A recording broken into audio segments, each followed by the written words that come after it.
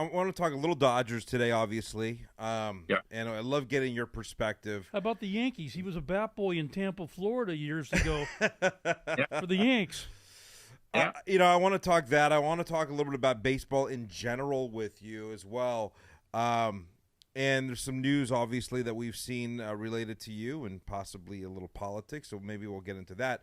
But I want to ask you first and foremost, because some of the news, if you look at the headlines, at least this week, the biggest name in the headlines is Jacob Degrom, as we all know, one of the best pitchers we've seen in a very long time, right? And this is a guy who's just gone through so many different injuries over his career, which his career has been great. I mean, more so than not. But now, after 60 days, the announcement of going on the IL, now he's done for the season. This is a guy who just signed a very large deal with the Rangers here.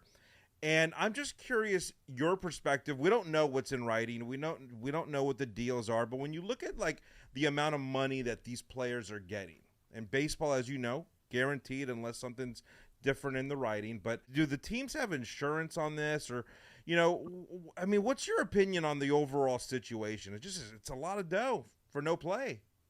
Absolutely. And it's sad, really, because he is a phenomenal pitcher and a name that, if you're trying to make a franchise changing year.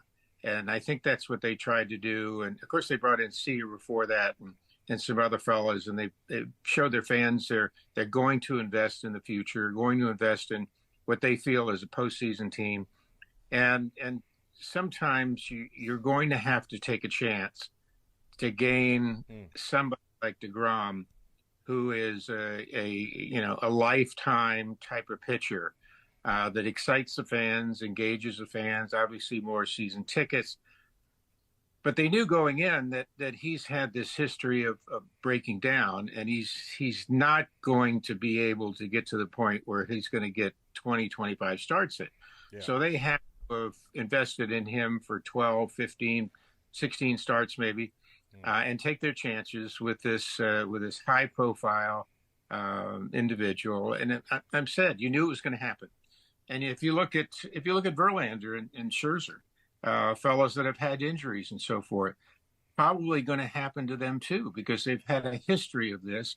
So if you're willing to invest the money, and it's supply and demand, and the owners know it, then the buyer beware, so to speak. And over the years there has been insurance. I know back when I was playing, there was insurance on what then was a high-profile contract, right? Mine with the Padres was 5 years, 6.6, which I think now is, that 1.4 was probably about 3-4 million below the average salary now. But they could. But now, when you're looking at a pitcher giving him that much, probably they're not going to be able to get very much insurance on him. So it's just what it does tell you is there's a significant amount of money flowing through these franchises in a variety of ways. And I've always thought, if you look at the last couple of years and the emergence of gambling, that I think that that one channel is going to be exceptionally large going into the future. It's just growing and growing every day and every year. Yeah, it's just it's incredible.